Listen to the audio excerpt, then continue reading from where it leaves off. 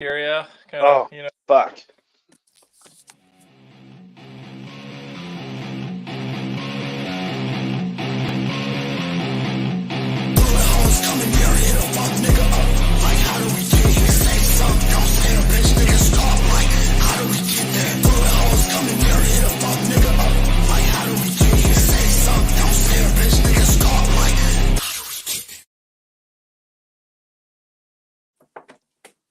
All right. Party people in the place to be, Vandals, and all you comic fans out there. This is a brand new special edition of How Did We Get Here? This is a brainchild of our good friend, Adriean Koleric, and I'm going to go ahead and let him break it down. Adrien, what are we doing tonight, dog?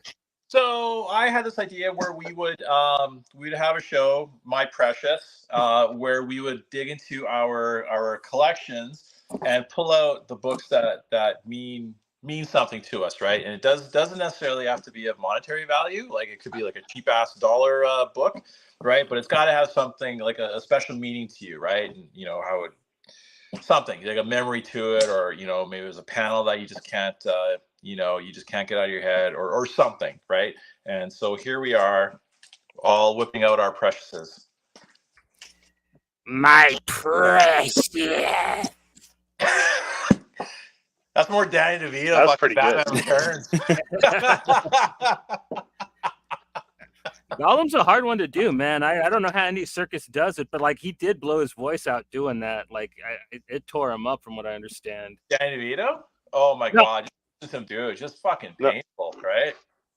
I don't know. So are we all doing impressions around the room? Is that how this is gonna work? Yeah, might as well. You go ahead and throw your hat in the ring. Fuck. Just so okay. I don't know. Give me a line. I'll do the line. Give me a line. Well, he only has one line in the whole movie. Well, not really. My precious. That's all it says all fucking movie. Then Kevin Smith says, they walk to the fucking volcano. It's just him saying my precious, and them walking around with that, obsessing about that fucking ring. But Adrian's right with the what's taters, precious? What's taters, precious? What's taters?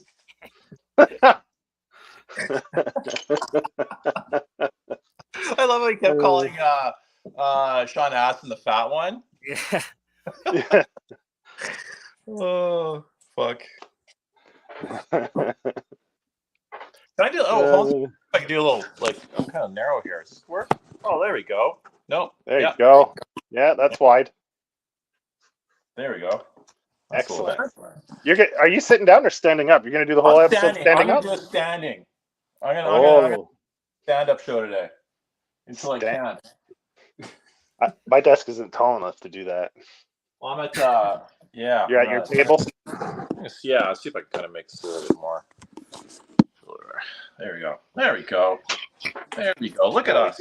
Look at us doing things. Then we got another Edmontonian. How do you call yourselves in Edmonton? What's Edmontonian? Yeah, in the house. How's it going, Dylan, man? Good.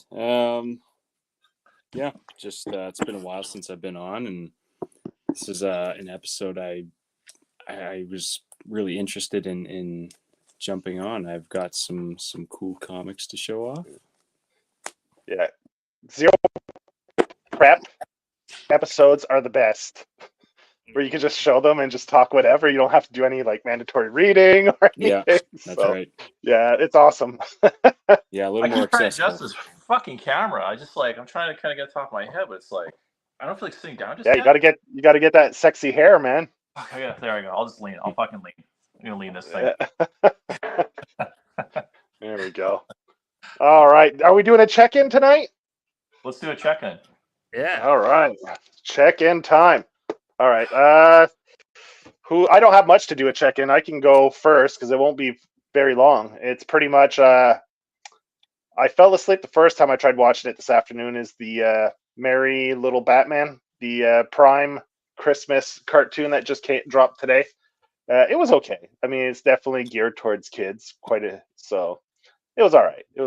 I wouldn't recommend anyone rush to see it, but I mean, if you're looking for a Christmas thing to watch with some time to kill, then it was all right. It was fun. And that's pretty much my check-in. I've been just reading for the show, Pierre Dola shit, and that's pretty much it. Nice. Johnny, what about you? I watched It's a Wonderful Knife. We're going to be reviewing that at the end of the month for the show. We're going to probably be talking about that in Violent Night. Do a double horror action Christmas thing. It's a Wonderful Knife is all right. It'll make a fun watch. Justin Long's an ass in it. If you enjoy him being an idiot, like, it's worth watching just for that. I watched just the opening to the credits, that opening scene that leads into the credits. And did they put like fake teeth? Yeah, because he's doing a really good Ben Mendelsohn impersonation in the movie, as we reminded me. Okay. Yeah, those were fake teeth like... to make him even more. Yeah, goofy. like that. Like that Trumpish kind of lip thing he had going there when he talks and stuff. Yeah. I love Justin Long. Fuck. Hey, Brent, was it Brandon St. Randy? Is that his, yeah. Oh my God, granny panties. Yeah. Listen up, you Monrovers. With his deep voice, raspy voice. Yeah, that was pretty good. With Superman, what's his boyfriend? That was it, right? Ralph, yeah. He'll always be Superman to me. So. Oh fuck! What was the one movie he was in? Shut your goddamn mouth, or I'll shove my cock in it. Yeah. Okay. Yeah. I think that's what it was. Yeah. Another guy that did like a small role that I was like after he was in a Marvel movie was Mr. Fantastic. It was in Horrible Bosses, where he's like he breaks out the plastic. All these. Yeah, the wet works. Yeah. I was like, oh, it's Reed Richards. Reed Richards ended up getting pissed on, man. Oh my God, that's so awesome. He would have drank. Yeah. What is it? He's like he'd been drinking all day and didn't take a piss yet, or something. Yeah. Oh fuck. I also read issue 3 of Knights from Image Comics, written by Philip Kennedy. I'm really enjoying that book. It's way different than my normal type of thing, but I definitely say check it out. I don't have any images. I didn't really prep for that. I wasn't sure we'd do a check-in, but I definitely recommend it. That's one of the few things I actually really liked that I picked up this week from comics. Cool. Any of you, Adrian or Dylan, you guys have anything that you watched this week or read or? Dylan, go ahead. I haven't read anything in a long time. I've got these reading piles here. I've just been too tired to read, but I got back from the theater. I watched last weekend. I saw Godzilla -1. Oh yeah, fantastic! I'm going again to see it tomorrow. It's just it's. Everyone says it's the best Godzilla movie, and I think it is. It's absolutely incredible. Yeah, I'm looking forward to that. Yeah. Hell yeah, man. Cool. Glad to hear it. Hell yeah. Yeah, it's a good one. Yeah, that's about it. I did see actually Thanksgiving, the new Eli Roth movie. Yep. Oh yeah, how's that? It's good. It's funny. Yeah. It's I was telling my buddies, like, I want to see an American Black Friday here in Canada. I want to see people like stampeding into the stores, ripping each other's hair out. It isn't just it 1 isn't year. that... I want to see that for 1 year here. That's I think that those days are gone. When there's like fucking a riot to get like a TV. Like I think even in the States it isn't that bad anymore, is it? No, apparently not. Yeah, it depends. Like I think the last time it did happen was a while back. Though. Yeah, it's kind of calmed down, but yeah, the tickle me element. Well, I think it's because maybe the deals aren't as good anymore. Let's say put a 55-inch flat screen TV for $10, and you'll have motherfuckers killing each other for that. Like put like some killer deal, and you'll get some murder going on. Well, I was watching this. It must have been in the 80s. It was like a Black Friday thing from the 80s. And there was this popular doll. It kind of looks like, I don't know what it is. It's one of those The one like that wets itself. No, it was the white Power Ranger. I know what John's talking about. Yeah, it was the white Power Ranger figure. Anyway, that you had these crowds in the store, and you had fully grown adults ripping these dolls out of the hands of children. It was, it's shocking. Well, we had that similar thing happen during the pandemic with toilet paper. So Oh, Yeah. dude, Yeah. fucking Right. toilet paper! Holy shit!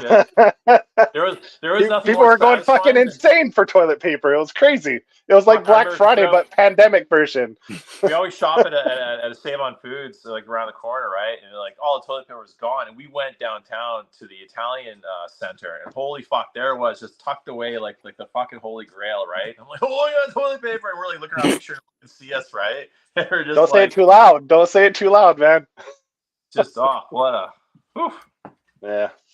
But I don't know why people were crazy about toilet paper. Like, don't you live inside a home with running water? We'll be Like, fine.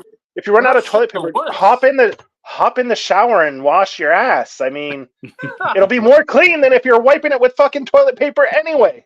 fucking I just don't understand. People are like, we're forced to stay indoors. We weren't allowed leaving. We had curfews. You have a shower right there. So even if you ran out of toilet paper, it's not the end of the fucking world. Yeah, it was I don't know. toilet People paper are- and yeast.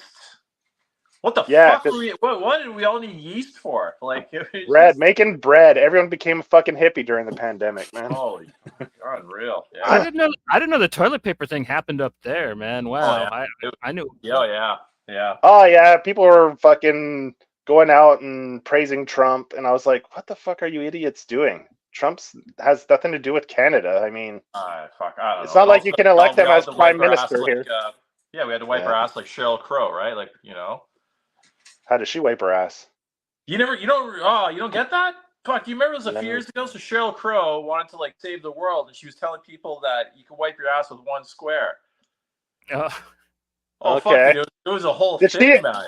Did she do a whole in like a step-by-step infomercial about it, showing people how to do it and proper? If you fold it in this certain way, you get maximum coverage. She No, should've- I don't she know, should've man. done- she should have done an awesome acoustic song for it, man. Like Grammy hit.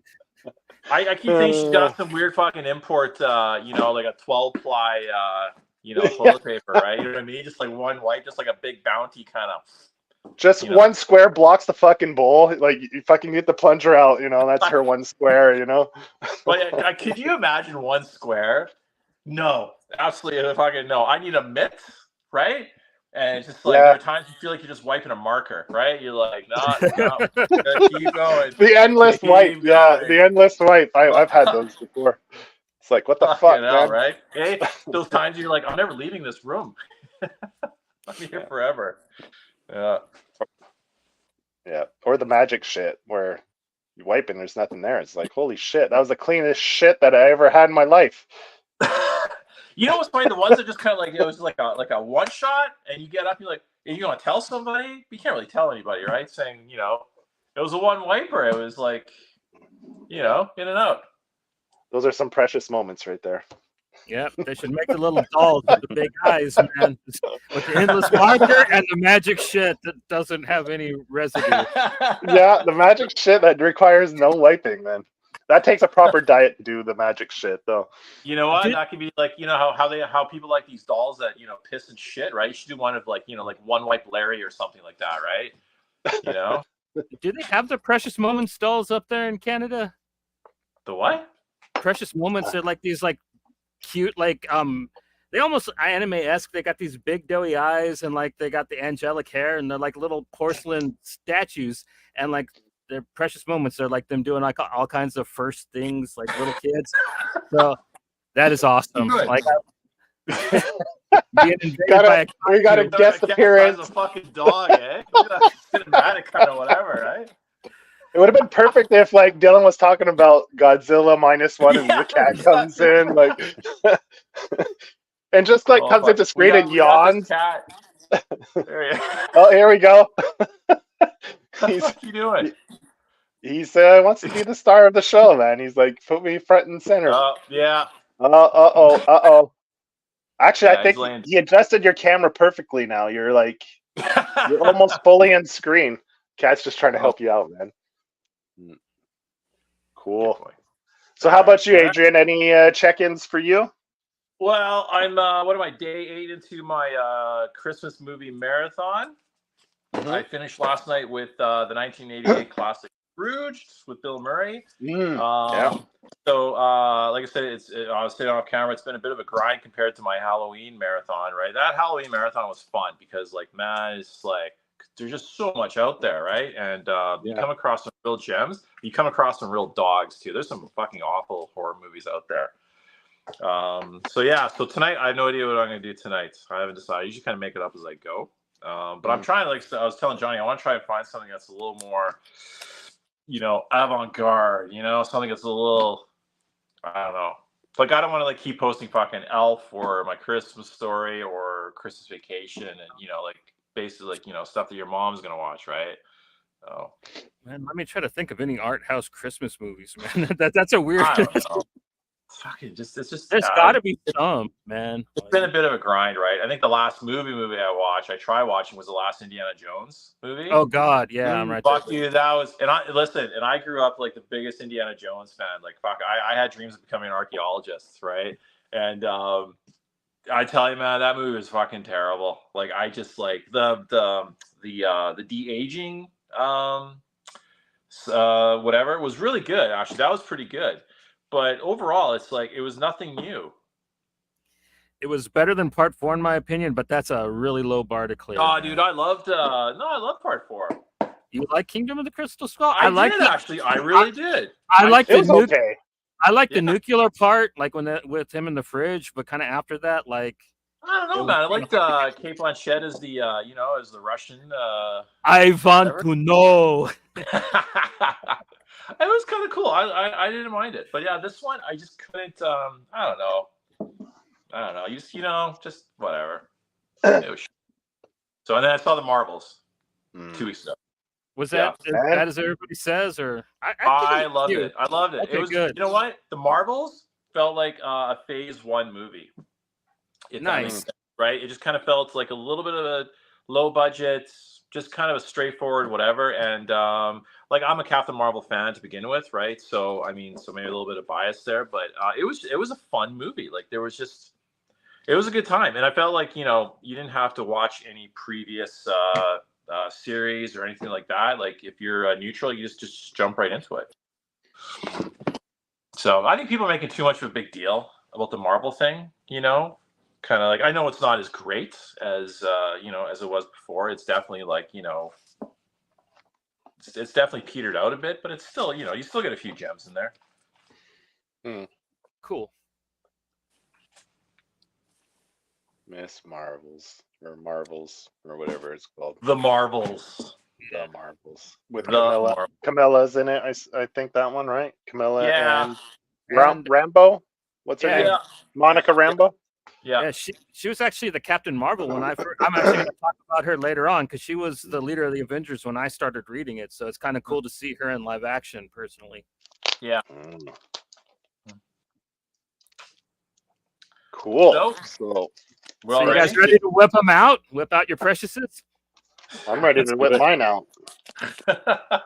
I was born ready to be canceled, so let's do it. Who wants to go first? I'm going for Dylan. Go ahead, buddy. Yeah? Okay. Sure. I kind of want to talk about this one. Has any of you read The History of Violence? Oh, hell yeah, dude. John Wagner, creator of Judge Dredd, coming and doing some American noir. Fuck yeah. Yeah. So it's not in like single issue format. It's only ever been released in this book format. And it took me a long time to track this down. Drawn by Vince Locke, who does all the Cannibal Corpse album covers, and he does Dead World, as you guys know. I love this comic book. I love it more than the movie. I thought the movie was fantastic. The movie's really gory. It goes in a different direction, though. Yes. Story-wise. And the reason I picked out this comic is because of one panel that's kind of towards the end, and you'll have to forgive me. Joey, no, not Joey. Was it? Are you guys okay with spoilers? Yeah. Oh yeah, yeah. Yeah. Okay. So there's this one panel. It's a page turner, and it shows this character, and this dude is like, he's got no arms and legs, and this dude's been tortured. And throughout the whole comic, it's been a long time since I've read it, but I think you believed that he was dead the whole comic. And then you turn the page, and there he is. And the reveal is that this guy has been tortured for, I think, like over a decade. And this is one of those panels where my jaw just kind of fell to the floor. It was so, like, it's so grotesque and emotional, and it's really sad. The comic, spoilers here. His buddy Joey, he puts him out of his misery, and the guy's been tortured for most of his life at this point, and that's just stuck with me since I picked up the book. I saw the movie first a long time ago. I thought it was fantastic, but reading the comic, it was just so much more impactful. Yeah, it's a good one, man. I also highly recommend checking out History of Violence. And I love the artwork by Vince Locke. It's very, very like super sketchy. It's kind of rough, and it's kind of that underground style. Yeah, it's beautiful stuff though.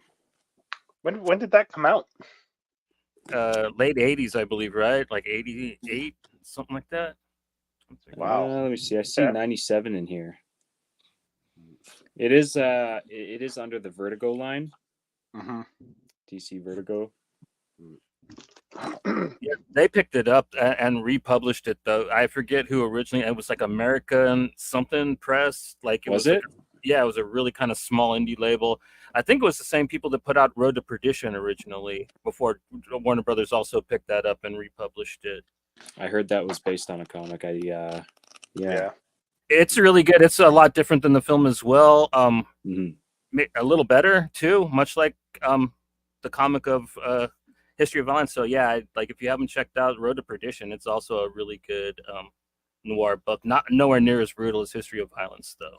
Like John Wagner just really, really loved being able to let loose like all that goriness, that Brit style, but like do it in an American sensibility. Yeah, he really had fun with it. Mm-hmm. Sick. Yeah, I'll have to check that one out. Very cool. So who's up next? I'll go, I guess. All right, man. Go ahead.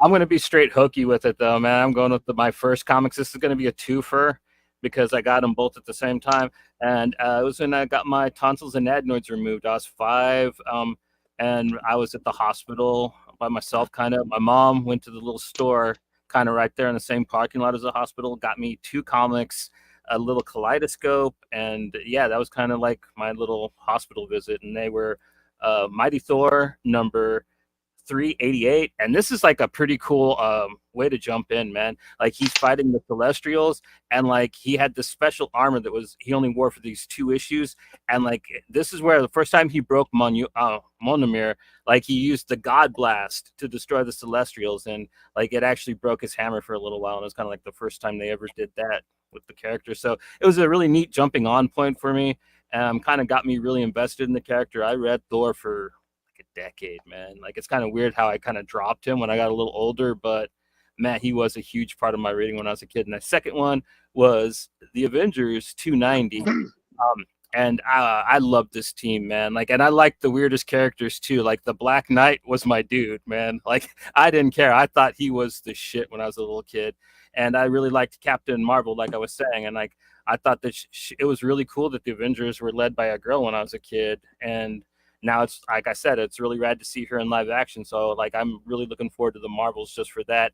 And this man, out of this, I didn't really become an Avengers fan for too long. I read it for a while, but like it really kind of broke off into being a Captain America fan from there, and just read Cap. But like I read the Avengers for probably a couple years after that.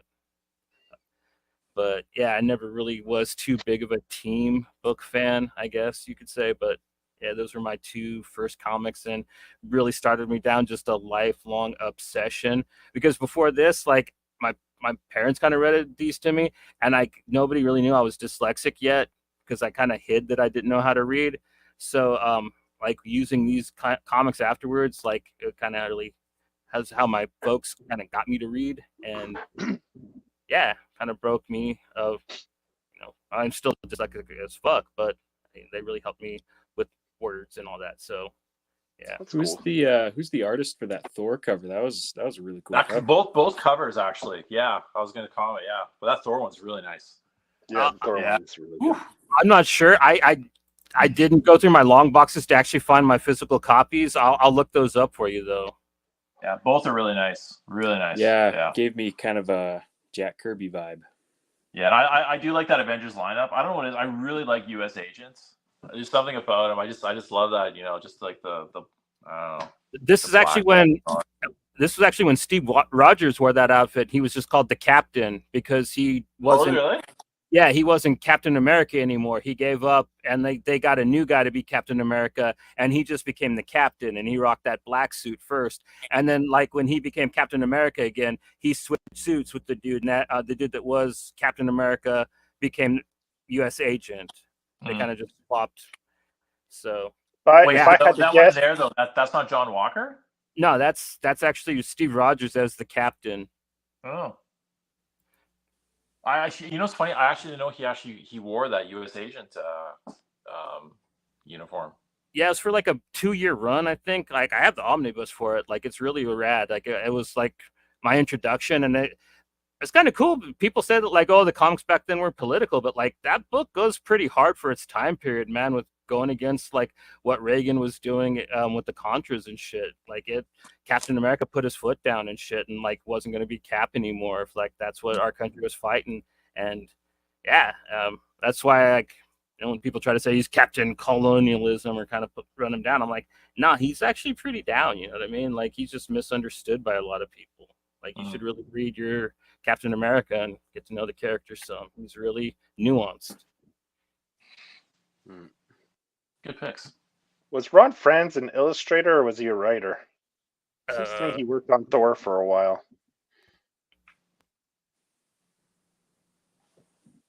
Probably. I'm not sure. I was a little kid, so I didn't really check who was writing. I'd guess Ron Franz did that cover if I had to take a shot at it, I guess. I mean, it is just grandiose, man. Like, they don't do them like that anymore. Like that, I would love to have that on my wall, not just because it's sentimental, because it's my first comic, but that's a damn fine piece of art.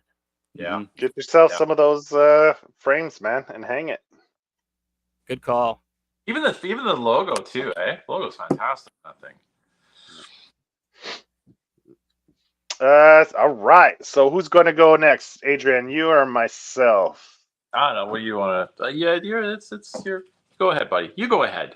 Yeah. All right. So I'm going kind of the same route as Johnny. So I got one of my first comics. My mom bought me this from a yard sale, Swamp Thing #9. Nice. And to this day, it's still one of my favorite covers. Mm-hmm.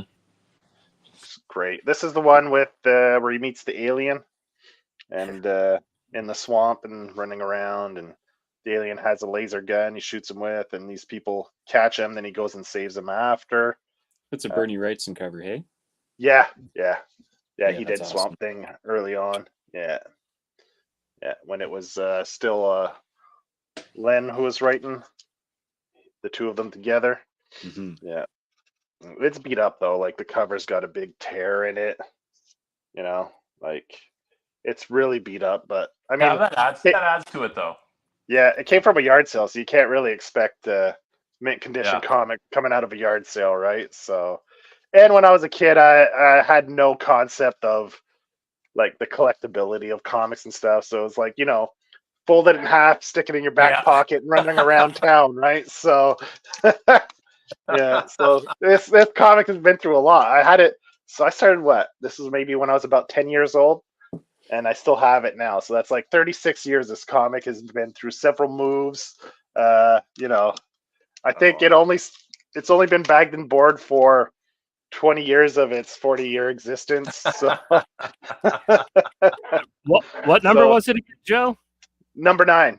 Okay, that's pretty good. Like that was another thing I was gonna talk about, man. Like I know a lot of people are like, well, I don't know where to jump on with the comic, and like I wish I could feel for you, but like back in our day, man, you didn't have the luxury of like number ones coming out like every year. Like you had to like start your reading your favorite character usually at like 127. You know what I mean? And then if you're lucky, your mom would take you to the LCS, and you could maybe find like the number 1 or some cool back issues if you're lucky. Like and not only then, like comics had the editor's note. This reference is from issue number whatever. Good luck trying to find it. You know, it's like you had to go back issue diving through the bins. Like you didn't have the Marvel app where you're like, oh, I could just go on the Marvel app and find that issue and just read it easily, or go on, whatever comic streaming app these days. You had to actually go to a comic shop, go in the back issue bins and try to find these fucking issues, And that's what added to the whole. It added to the whole experience, right? Like it's so cool, like going to your shop and then finding like issue number who gives a shit, right? You know what I mean? But it's a who gives a shit to you. Yeah. So that's definitely one of the ones that no matter how beat up it is or anything, I'm going to keep it till the day I die. Attaboy. Yeah. All right, Adrian, man, you're up. What do you got? Okay. Yeah, it's funny. I'm doing the whole childhood thing too. So I basically sold all my comics like in high school. I think I traded most of it for Sony Discman. and so the one I always thought about was G.I. Joe 13. Oh, cool. So 1983. So I would have been in grade 3 at the time. And I like every kid then, I was so into G.I. Joe, the toys and all that, and it was the cartoon and whatever.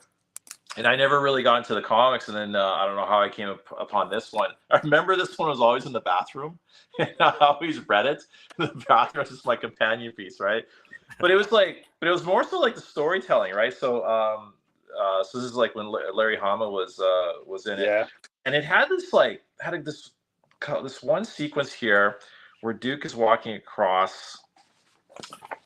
He's walking across the locker room, and I thought that was just so cool, right? And just have like the one setting, and then just the multiple whatever movements, right? And I keep thinking I want to try to do something like that. And Kelly Thompson did that with in Captain Marvel, and then also Black Widow, and I think she's also doing Birds of Prey. She's doing the current Birds of Prey run on DC. So I think she's doing that as well. But what did it for me though, it's like, so in this issue, Snake Eyes is missing, and I think like in an exploded bunker. And so what this book kind of taught me was the value of a good cliffhanger. And so basically, like they're kind of talking about they gotta do this for Snake Eyes kind of thing, so they think he's dead or whatever, right? And they kind of go to this like bunker at the bottom of this lake, right? And you just got this tapping, right? Just tap tap tap tap, and you're like, oh my god, it's Snake Eyes, and just makes you so excited for the next issue as a kid. You're like, oh my god, I never did by issue 14. I really should.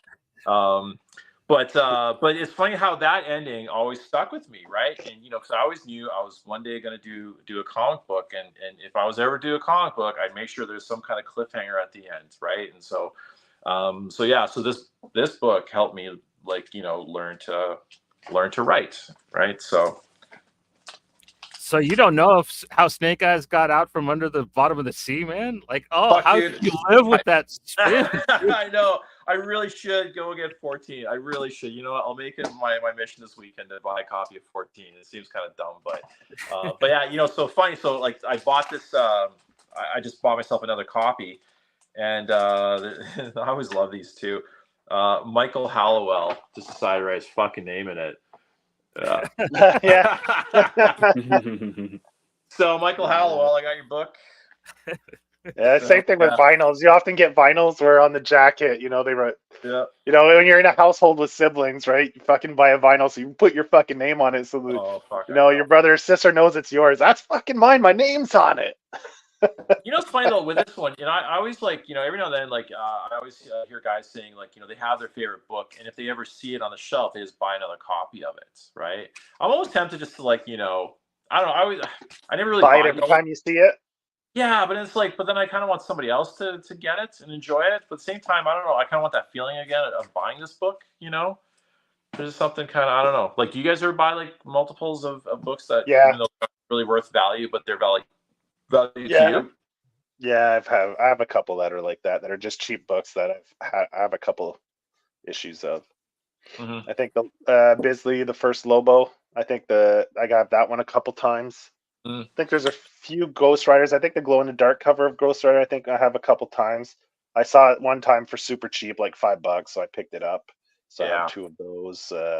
There's a few books because Ghost Rider was my book as a kid, Marvel book when I was growing up as a little kid. That's the one I was really reading a lot of. So I have a bunch of copies of Faust 1 and 2, but not really because I wanted.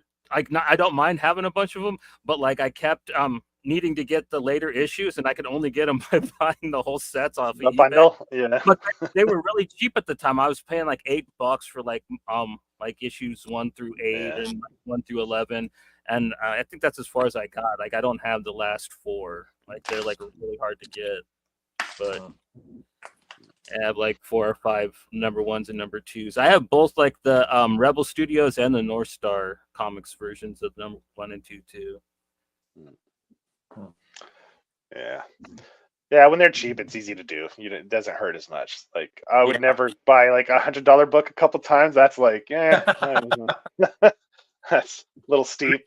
Even paying $100 for a book is like, oh man, back when I was on Facebook before I got kicked off, I was in this comic group, and these fuckers would post pictures of like they'd have like 8 copies of X-Men number 1.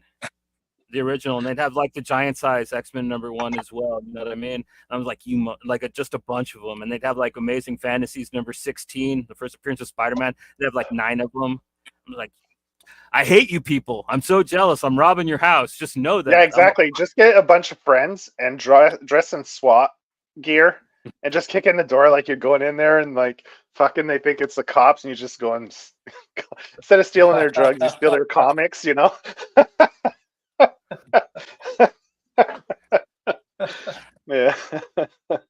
All right, Dylan, man, I think you're up again. Sure. Okay, so I'm gonna jump on the bandwagon here. This is my first comic.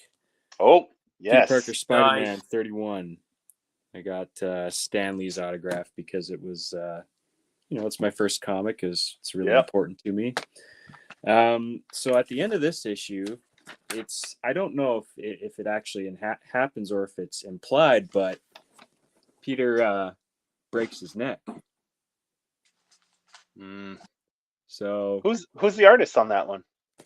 Let's see. Yeah, he's drawn Spider-Man kind of thick. That's right. You know what? I don't know who the artist is because the first couple of pages were torn out, and that's actually a funny story I'll get to. Sorry guys, you'll have to look. Which issue is it? 31. 31. I'll look it up as you talk. So, all right. So it's a funny story, maybe a little bit offensive, but it's funny. So I'll go. Don't tell me you wiped your ass with it because you're out of toilet paper during the pandemic. No, not quite. So, first couple of pages in this comic, Peter Parker, he's in a towel. He's walking around. You can see his butt crack and whatever. And my mom, bless her heart, she was worried that I would, turn out gay or something. So she decided to rip out the first 7 or 8 pages of this comic book. And, I was a young kid. I didn't understand it, but I wasn't any the wiser. I just picked up my comic one day and I don't know, the first 8 pages are ripped out. I was like, oh, what happened to my comic book? And a couple of years later, I think I inquired her about it, and she gave me the news. But I thought that was kind of an amusing story. That's kind of funny, actually. Kind of a But Carrie moment. Yeah, first comic. I've had this. This came out, I think, in 2001. So I've had this for a little over 2 decades now, and sits up on the shelf with all my my other special comic books. All right. Let's see. Do they have details?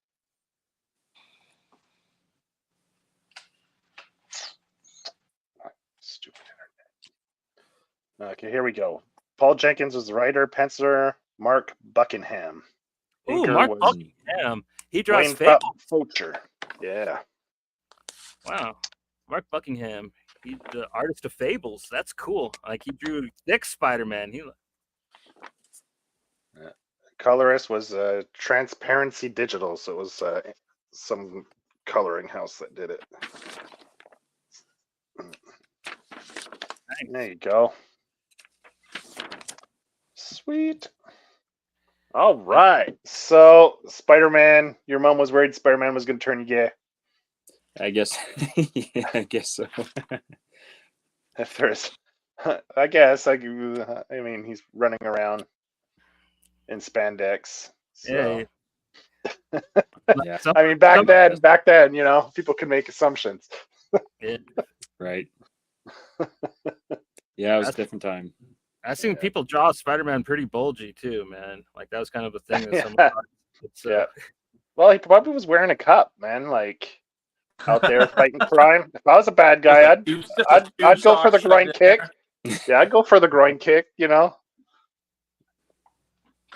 No, I don't know how you're pretty strong, but I mean, do superheroes, you know, have extra durability towards the groin kick, or are they just as vulnerable as the rest of us? I'd give it a try.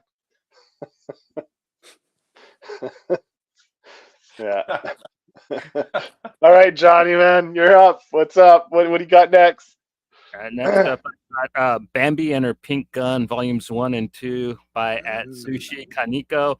This is the only 2 pieces of his work that have been released in English, which is a damn shame. Like he is loved in Europe and all over the place, but he only got this little bit of respect over here, and they're out of print, pretty hard to find. But it's a really fun comic. Girl named Bambi. She's got a pink desert eagle, and she's protecting this baby she calls Pampy from the Gaba King. He's like this big Elvis guy who's trying to. You don't even know what he wants the kids for, but he sends like all these henchmen after her, and she got to fight like against like these evil truckers and like this big luchador. The funniest one is like this school teacher. He's got like this garrote wire that shoots out of his wrist, and she kills him. But like he's the only person that's nice to this boy that gets bullied. And like the story ends so sad but funny at the same time. It's just the bullied kid sitting there waiting for the email from the teacher that's never going to come. Wait a sec. Did you say he shoots Rottweilers out of his wrist? No, a garrote wire. Oh, okay. I thought you said he shot Rottweilers out of his wrist. I was like, this is fucking wild. Yeah, this is wild. Fucking that, fucking. Okay, got you. Yeah, I was like, God damn. This guy's fucking off the hook. That'll be something for How Did We Get Here, though, man. Like we could have. Yeah. Do that. Yeah. Except it'll be pugs that he shoots out of his wrist.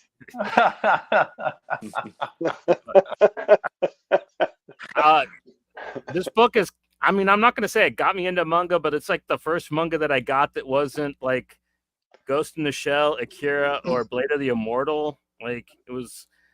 Got me into more manga than like the kind of big name stuff that was really pushed when I was a kid before like everything manga was everywhere.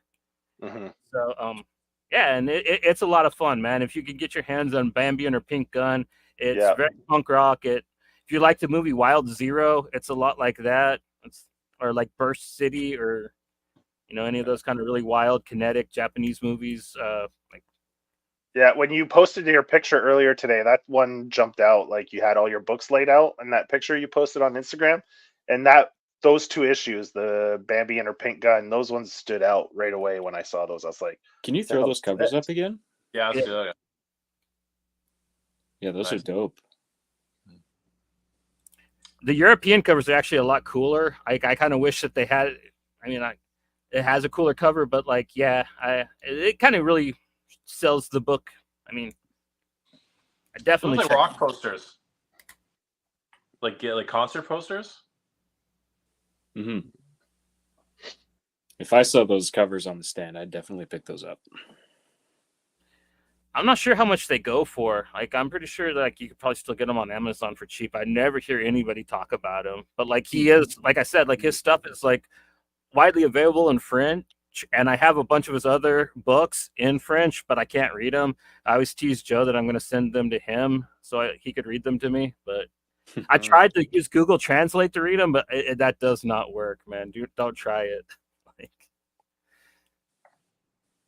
but yeah, that's my second round pick. I'm gonna throw this up just for little break. This is for our boy Goose. He wanted to be here tonight, but he had to work. This is Four nice. Kids Walk into a Bank by Tyler Boss and Matt Rosenberg. This is kind of the book that broke him big, and it means a lot to Goose and to a lot of people. I tried to ask him what he wanted me to say, but he didn't respond to me. So I guess Yeah, because he's at work. He started. He's working the night shift now. yeah, Or he's graveyard shift, 7 to 7, something like that. 7 to 7. Yeah, not even like Dolly Parton would be really impressed, man. He's going beyond 9 to 5. He works hard for the money, so you better treat him right. Well, he hired an artist to work on his book, so he's working out the money, man. Is that awesome? Good for him. Yeah, and his story sounds really funny about like a bone thief. Yeah, I read the script actually. He sent me. I read the edited script, and I'm looking forward to it. I saw some of the panels too. Yeah, it looks great. All right, so I guess I'm up again. Oh, sorry, Johnny. Go ahead. I can't wait to interview him, man. That's going to be such a blast to interview him as a creator. Like, that's awesome. Yeah. Yeah. So I guess I'm up again. I'm staying because my mom she nurtured my artistic side a lot when I was a kid. Bought me. She used to steal paper from the shop, so I'd have paper to draw on. And anytime she went to yard sales, she'd buy me art supplies and stuff at yard sales, like pastels and all kinds of stuff. So she always made sure I had like stuff to draw with and stuff. And she also bought me a lot of comics because, just to keep me out of trouble. So she would do that. So she bought me a collected edition of John Byrne's work. It was like this collected edition that came out in French. And it had, I think, 3 issues of Uncanny X-Men and 3 issues of The Incredible Hulk. So I tracked these down. So this was one of the stories, was the Wendigo story from Uncanny X-Men. John Byrne. I remember when I had that as a kid. That thing, that volume I dragged around with me everywhere. I'd go over to my friends, we'd play Nintendo, and while we're on a break, I'd just pull out that book and just look at it while I was waiting my turn to play like whatever games we had. And this is the Incredible Hulk issue, and there was 3 of them. And there's some fucking amazing panels in here where Hulk, let's see, where Doc Samson just gives Hulk an uppercut. So like just the deer one. Look, Hulk hits the deer.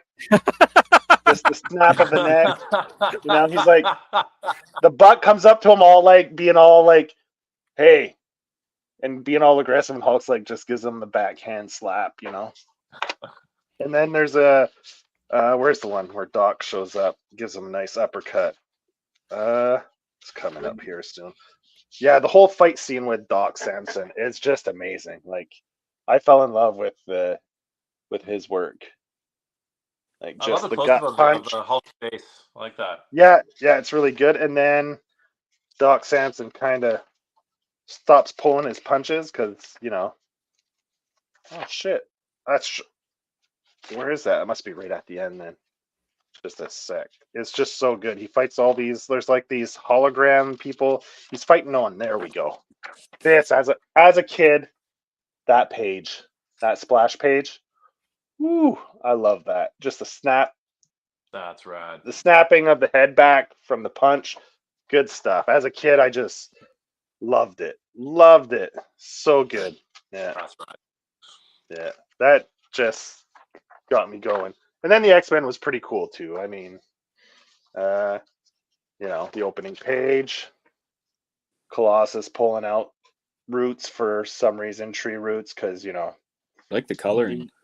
you Yeah. gotta maintain. Yeah, the coloring back then was pretty, like with the paper, like that newsprint and the coloring, it just had a nice look to it, right? Mm-hmm. And then when they started going glossy paper with the digital coloring, I found it just, I don't know, I just didn't like the digital coloring with the gloss.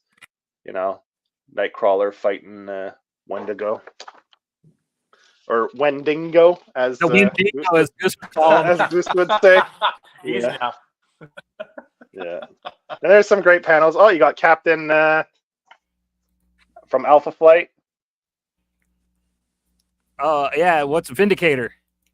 Yeah, he's in there. He shows up because, of course, they're up north in Canada, where Wendigo lives.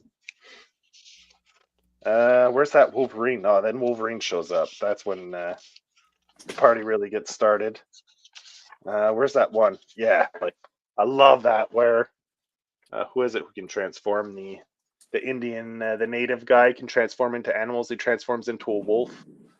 Then you see like just the wolf with the blacked out in the eyes. So cool with the teeth. Warpath, right? I think. Yeah, I think that might be it. I'm not sure.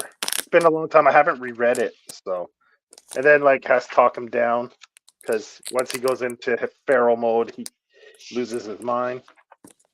Yeah, it's pretty cool. Those were definitely two books that really, man, I don't have it anymore. I wish I still had the original book that my mom had bought me a while back. She bought that at like I think a convenience store or something. They used to have these thick collected editions, maybe at a Walmart or whatever it was, a Zellers maybe at the time, or yeah. So yeah, that's pretty cool. So I was happy to track those down, and they're not too expensive, which is great. So Yeah, that makes it even better, right? yeah. You're not competing with others for it, Yeah, you don't have to worry about the spec market and like, Mm-hmm. Yeah. But the trick I found, I've bought other books that I loved, some older stuff that's really expensive, but if you can find low grades, you can really get like for pretty cheap if you can find low grade copies of things, and so you could still own it physically without paying like that premium price of. Anyway, I'll get to that. Grading system. I hate it. Like The what? The grading system pisses me off more than. Yeah. But anyway, it helps me get books for cheap, so I can't complain too much about the grading system. So, yeah. Word. All right, Adrien, what you got, man? All right. So I picked. This is when I kind of first started writing Trakovi, and so this really like fuck. So it's the Spectacular Spider-Man 180. It's a three-parter. 186 and 187 and 188. Oh, Three-issue story arc. Funeral arrangements. So three-parter. So basically, the story is the Vulture has terminal cancer. He's dying. Oh, okay, He got cancer from his pack. That makes him fly. And so basically, he's just trying to clean up his ledger. So, it starts off with he's just trying to. He's basically kind of he's hitting up guys that kind of did him wrong, right? That kind of screwed him in the past. And, that's Spectacular Spider-Man, right? Yeah, Spectacular. And so, and then so there's just a couple of panels here, where who's the artist back then? Who was it? Who did the art? Is it how do you pronounce the last name? Buscema? Yeah. Buscema? Fuck. Buscema. So anyway, so it's just like it's like a lot of these repetitive panels, where Adrien is, you know what I mean? Like he snaps this guy's neck, right, and he kind of sort of breaks down a bit, and then he's all smiling. He's like, "Oh, I feel so much better now." Anyway, so this 3-issue arc, it's funny where it's like Spider-Man is almost like he's almost non-existent, really. This is a story between the Vulture and Aunt May. And so what it is so one of the things that that the Vulture wants to get off his whatever conscious is he kills somebody in Aunt May's life. In one of the earlier issues, I can't remember the dude's name. They said it, back in Amazing Spider-Man, blah blah blah. So he goes, he basically goes back to Aunt May and he tries to get her forgiveness, asks for her forgiveness. Aunt May fucking bitch slaps him. Just fucking cranks him, right? And anyway, so then of course, Peter finds out. Peter then and him do the old, whatever kind of fights. And then the Vulture's just basically kind of saying, I just don't want to fight, I'm dying kind of thing and whatnot. And so it kind of it just turns it's a sad story, really. Like he just ends up just breaking down. Right, the Vulture's just like he's done. Like he's done with life. He's just he knows he's dying. Right, all he wants is he just wants Aunt May's forgiveness. That's really all that's left for him. So it's funny from someone that goes through a bit of a revenge in issue 1, then he just becomes softer and softer as the story progresses, and and then he goes to Aunt May when the cops come pick him up in front of Aunt May's house. I apologize for all the pain I've caused you and your family. And so Aunt May, she's like first shocked a bit, and then she basically says, I hope your death is long and full of suffering. Right? Oh man, that's Aunt cold. May's like, yeah. Aunt May's like, fuck you. Right? Like, look at that. I love that, right? Like this was her moment. So anyway, Adrian Toombs goes to he's in prison, and Aunt May visits him in prison at the end. So he would think that he is going to get, so this is her, she's like all like dressed up as one would to go see someone in prison, and basically her parting words is, as for forgiveness, what you've done, I can't give you that. That's between you, like ... and God. And it just ends there. It just leaves him in his lonely cell where he's going to die. Apparently, just die in jail.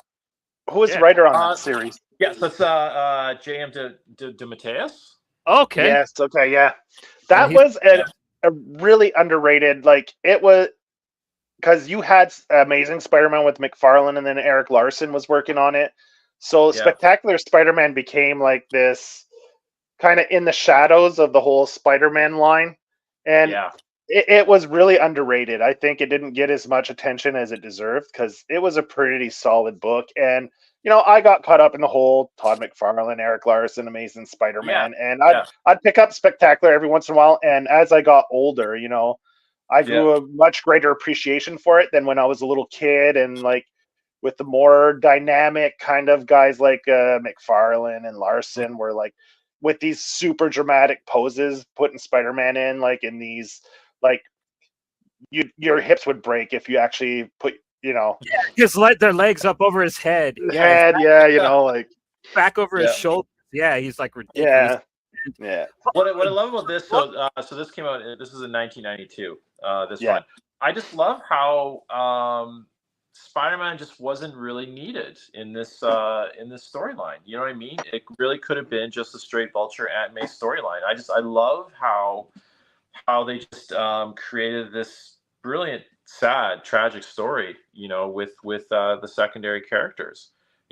Like it's just I just love a good story. A really, really good story. I love a sad ending too. If the ending's like the sadder the better for me. Because I like to walk away kind of feeling like shit after reading something. I like how once in a while it's good. I like how cinematic the panel breakdowns were, though, man. Dude, the panel work in this is absolutely spectacular. It's actually spectacular, yeah. It really is. Too. And this really helped too. Like when if you're ever laying out your own book, your own panels and all that, I'm telling you, man, like this is a great reference. It's a reference on how to tell a story, a reference on how to do page layouts, a reference on how to end a story, how to make you want to turn the page. Like it's all here. All you gotta do is like just buy these 3 comics, and they're cheap as fuck too, right? Because the Spectacular Spider-Man line, I think you could get like all the books from that. This is like affordable. Yeah, one thing I learned with Spectacular Spider-Man, this is a reader's series. If you want good storytelling and and just really good, solid artwork. I mean, this is really, it's the way to go. Awesome. All right, so that's round 2, right? Everyone Yeah. went. So back to Dylan. Okay, so speaking of Eric Larson and dynamic poses, All right. dude, nobody, in my opinion, nobody draws Venom like Eric Larson. Yeah. That Fucking dude- right, man. Fucking Yeah. right.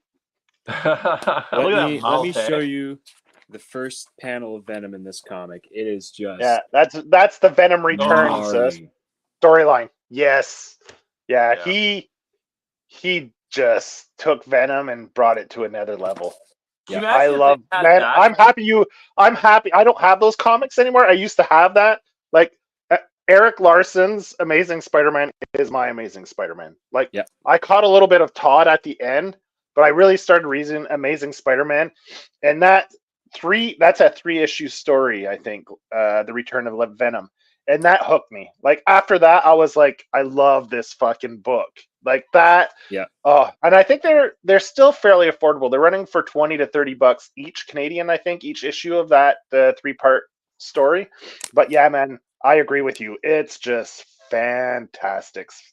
You know, I was of course I'm such a big fan of Todd, but I picked up this comic book and like, you know, you see these pictures of Venom and it's just the coolest, gnarliest drawings ever. And this comic book is Predator with Spider-Man skin on it. Spider-Man, he's stuck on an island. Show you flip through a little bit. You know, he's stuck on an island because Venom kidnapped him. Yeah. Trapped him there on this island, and he's hunting him down. Oh yeah, this is when Venom was like vicious, you know, like Which is what he should be. yeah, one of Look at these that. Spider-Man's Look at that, eh? brains. Oh yeah, with the tongue and the slime, like yeah. And this That's panel right here, that is straight out of Predator right there. That's Arnold Schwarzenegger hiding behind a tree, but the Predator is right behind him, invisible. That's right out of Predator, and that's one of my favorite movies. So that this comic was just it checked all the boxes for me. And the funny thing is, when I finished this comic, for some reason, I missed the last panel on, not the last panel. I missed this skinny little panel on the last page here. Oh, there it is. Yeah. And that is the only panel where you see Peter Parker get off the island alive. So I thought Spider-Man fucking died in this comic book. I was like, holy shit, this is hardcore. Yeah. What year is that? You know, you mentioned 91, sad endings 92? before. In the 90s, early 90s. Yeah. Yeah, maybe 91. So. I'm thinking 91 or 92. 91, yeah. 91. Yeah. Yeah. That was a transition though, hey, from McFarlane to Larson. Like that was but he pulled it off. Like he had people were gaga for McFarlane. So another artist taking over, you thought poor guy. He was fine though. Nobody complained. I remember. He brought his own flavor to it. He didn't try to copy. He did his own thing, and I mean, and he did it so well. Yeah, like, he took over for McFarlane on the Spider-Man series as well. After McFarlane left, when Marvel gave him his own series, Spider-Man, and Larson took over and did a phenomenal job there too. Like I remember that as well. That was super fun. And Eric Larson drew the Return of the Sinister Six story that was in Amazing Spider-Man, which was great. He did a bunch of storylines that were just fantastic in that run. I love that run of with Larson. Yeah, it makes me sad though. Hey, you see the viciousness of Venom really like he's just absolutely amazing there, and then just to kind of see his how he's like portrayed in the evolution of the character. Yeah, you know why? It's I don't know. The evolution of Venom is right up there with the evolution of MC Hulk, which I bitched about how many times now, right? But it's too bad because I would have loved to have seen. Well, we could say the Topher Grace Venom, but you know what I mean. But I would have loved to have seen a proper, like a Larson-esque type, Venom, Yeah. just a ruthless killer. You know what I mean? Monster. Yeah. Just like a monster, right? And it's too bad, right? I always feel like we got cheated, like because they could have really built up Venom into like, Spider-Man's like own like Thanos type level live action. You know what I mean? Like it could have been just something really, Well, like Dylan was saying, like that monster that's just hunts you down, yeah, like relentlessly hunting you and like gonna kill you. Not, like it vicious, could have been huge, Alien. right? Yeah. Just, Like, I mean, yeah. it should have been a horror movie, like they said, like Yeah. a horror movie where, yeah, it's too bad. But yeah, anyway, but that's a great pick. I love that pick, Dylan. Yeah, I'm happy you picked that. Yeah, that's like $100 investment to get all 3 issues, though. So, oh fuck, really? I'll show you the I at least, yeah. cover. Yeah, That's my version. The Shakespeare cover. Yeah, so rad. Yeah, awesome. Yeah, I wish I still had those books. Fuck.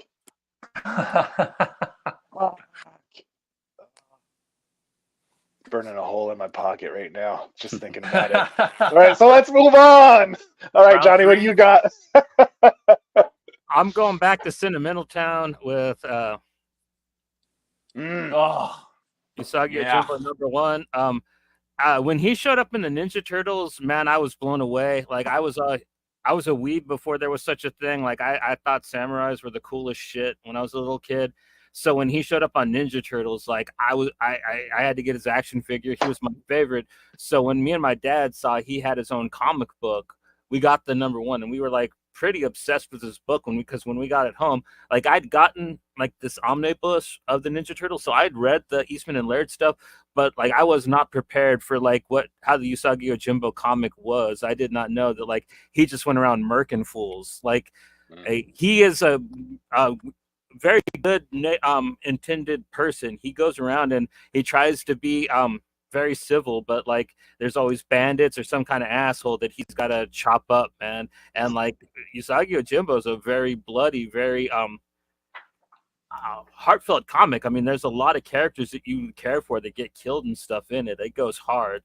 So it's a really true samurai epic, and it kind of really got me more involved in Japanese culture.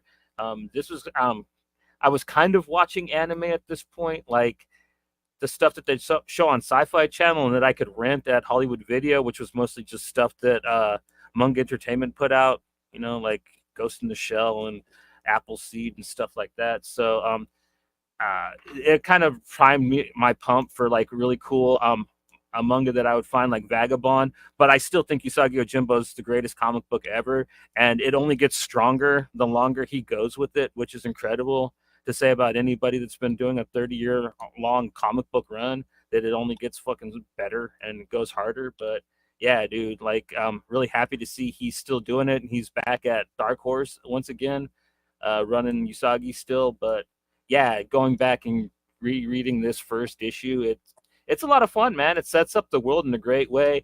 It introduces us to like this really cool love interest of his, the cat samurai Tomo. Like you only get to see her every couple of years. They kind of run into each other, and when they do, it's such sweet, touching moments, man. Like such good, strong writing that like he takes these story arcs like decades to like finish some of them while reading it. But the other great thing about the book is you can almost pick up any issue and jump right in and read it, because he does a lot of one shots or really short story arcs where like Usagi just kind of wanders around and gets into some shit, you know what I mean? And there's some reoccurring characters that are cool. So if you've never read I can't recommend it highly enough. Is it going back to Dark Horse or Fantagraphics? It's on Dark Horse. Like I don't know, like Fantagraphics still I think owns the first couple years of his stuff, but like I don't know if he's cool with them or not, you know what I mean? Well, the neat thing is like at the time when he started doing this, he was a letterer for Marvel, and like at one point like Stan Lee saw his stuff and he was like, Sean, this is really good, we could put this out if you like cut some of the blood out. And he was just like he didn't want to compromise his shit, so like he kept doing it at Fantagraphics, and then went to Mirage, and then to Dark Horse, where he stayed the longest, and then like IDW for, I think he was there for about 2 years, and then back to Dark Horse again. So the only weird thing is like after he came back, it's in color still, which it's really fucking hard for me to get used to this comic in color after reading it like my whole life in black and white. But I'm getting used to it. It looks wonderful in color. It's just jarring, you know what I mean? Does he do his own coloring? I'm assuming. No, I think he has somebody do it for him. Oh yeah. Okay. Yeah. Yeah, here I got the latest issue right here. Let me check if you're interested. Otherwise, we could just. Oh yeah, for sure. I was just curious because he does like almost everything, right? So now that it's in color, I was wondering if he took a stab at it himself or if they hired that out to. Speaking of coloring, have you made any attempts on coloring any of Dylan's pages yet, Adrian? No, I have not.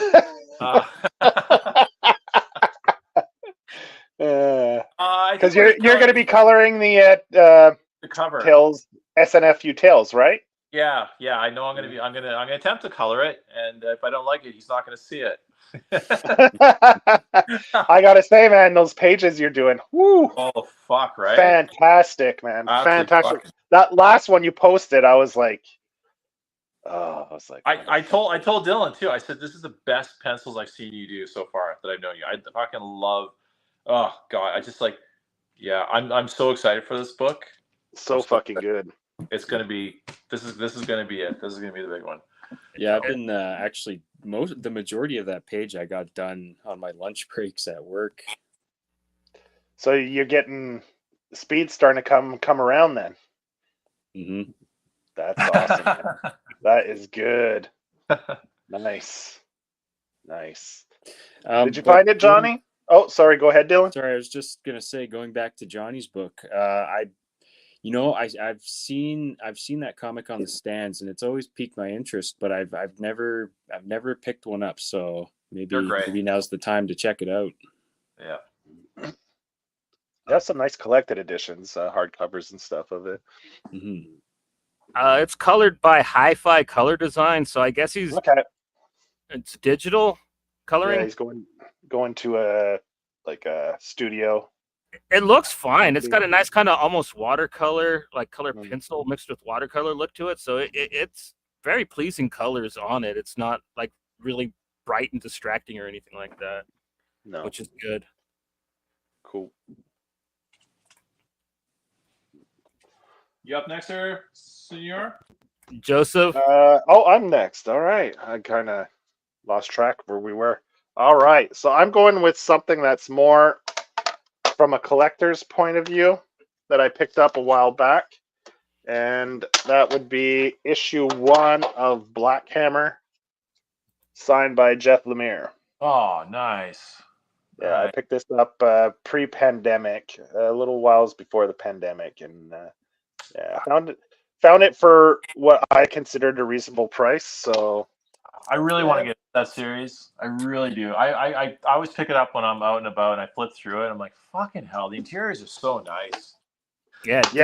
Ormstrom. Yeah. Dean Ormstrom does a fantastic job. Speaking of which, I'll grab it now that we're talking about him.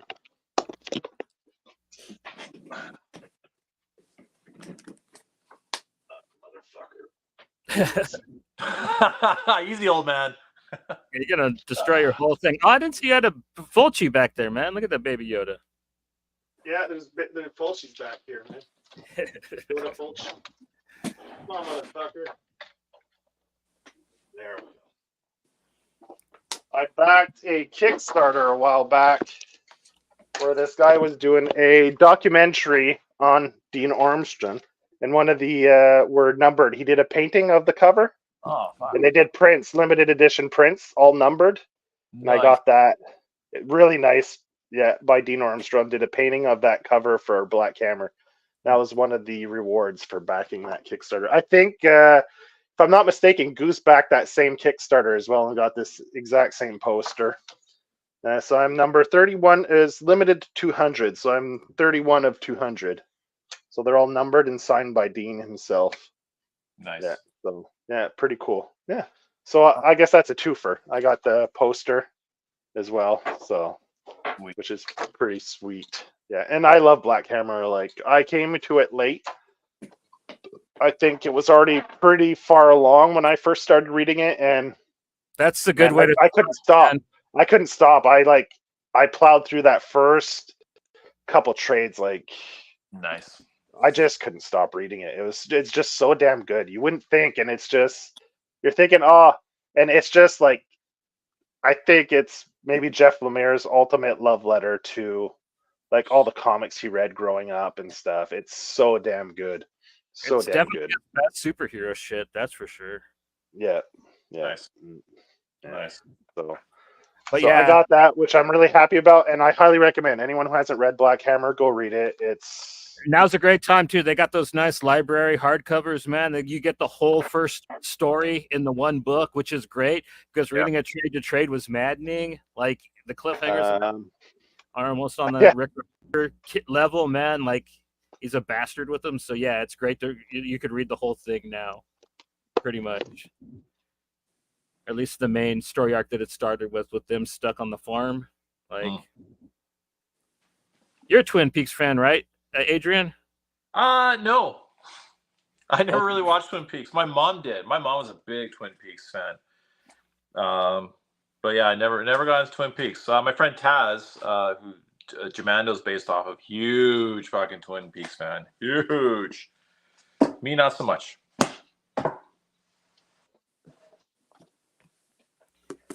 What are you looking for now, Joe? Oh, here it is. That's how much I like Black Hammer is. I triple dip on Black Hammer. So I bought it digitally. I've got some of the collected editions, like the library ones, like you said. Nice. But because it's still in the wrapper, you see, because I've already read it digitally. And then I bought those just when they go on sale. Like I don't buy them right away, but when I see the Dark Horse library editions, when I see them go on sale, then I usually snag one whenever. They often go on sale like 40% off and stuff. If you check weekly, you'll catch it at 40% off.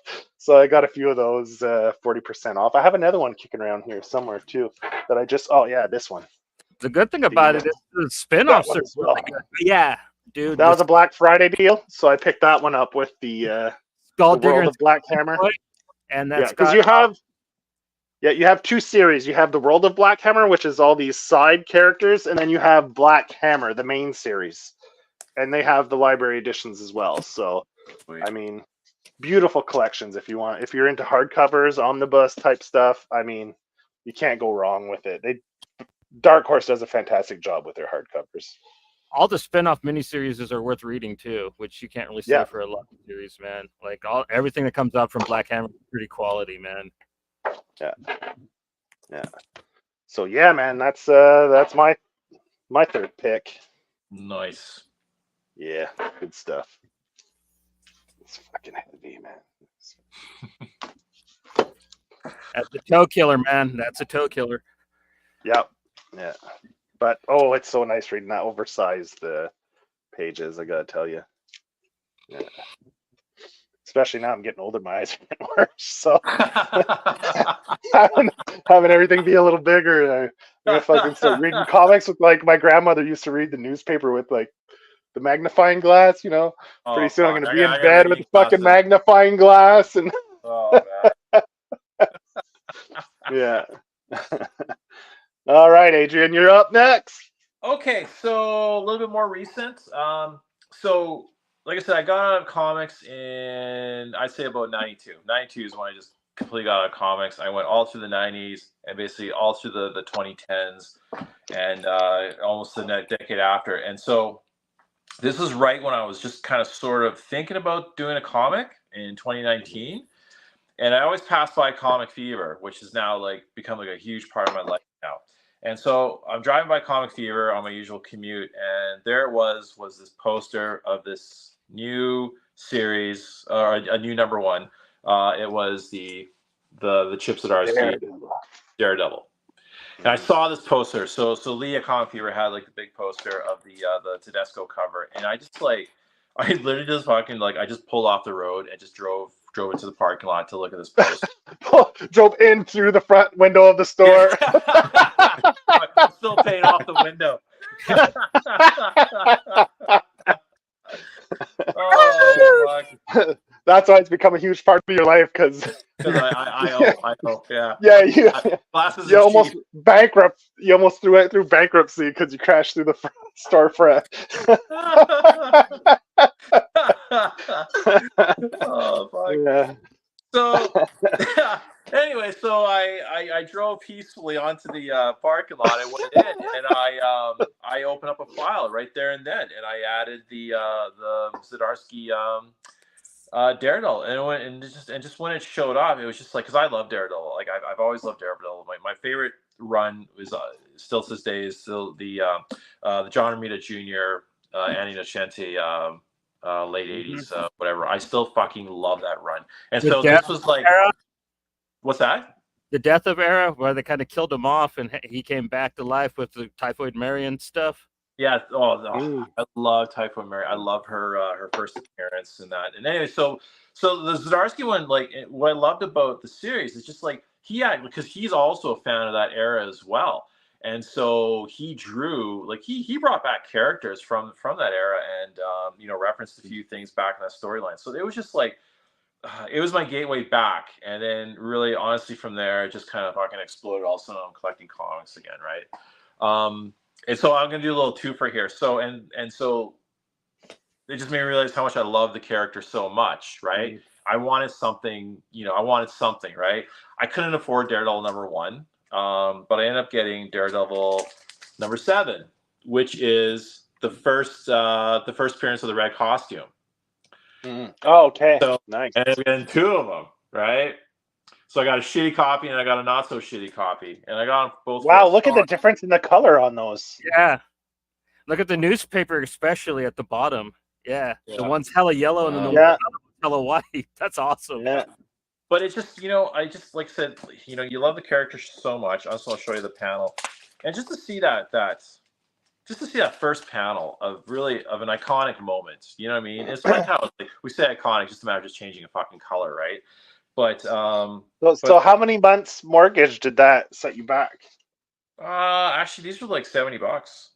Oh, that's not bad. Low grade though?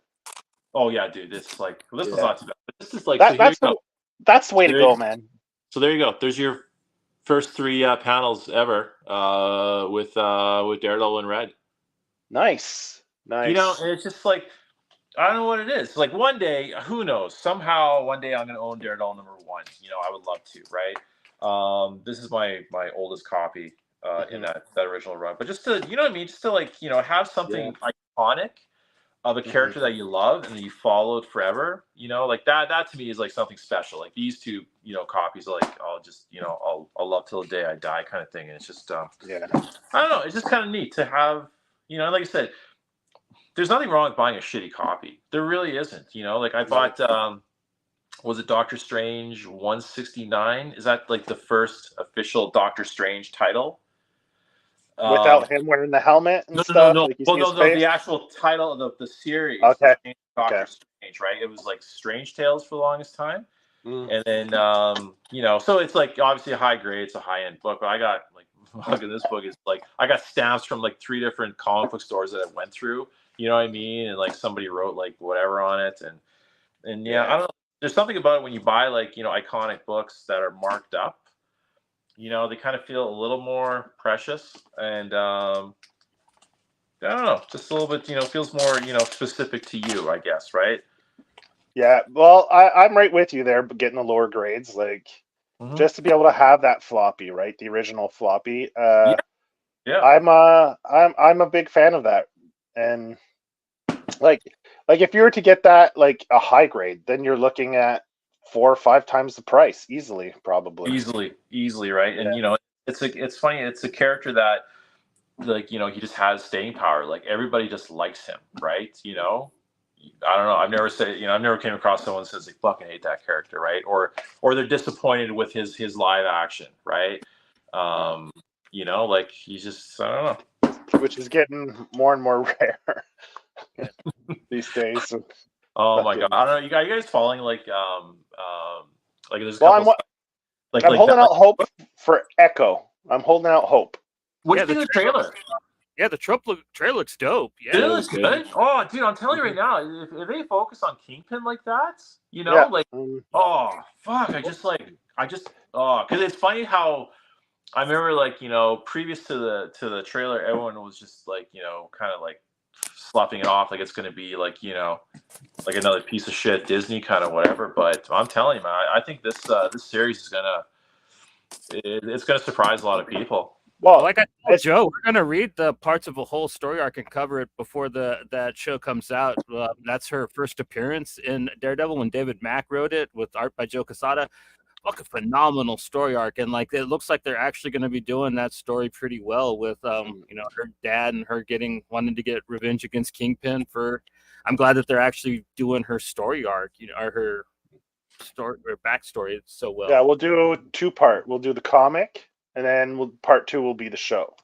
So we're gonna do a 2-parter for that one. That'd be cool. Too, I'm really hoping that they still have the same flavor from the Netflix series. Netflix. Well, that's what I've been saying.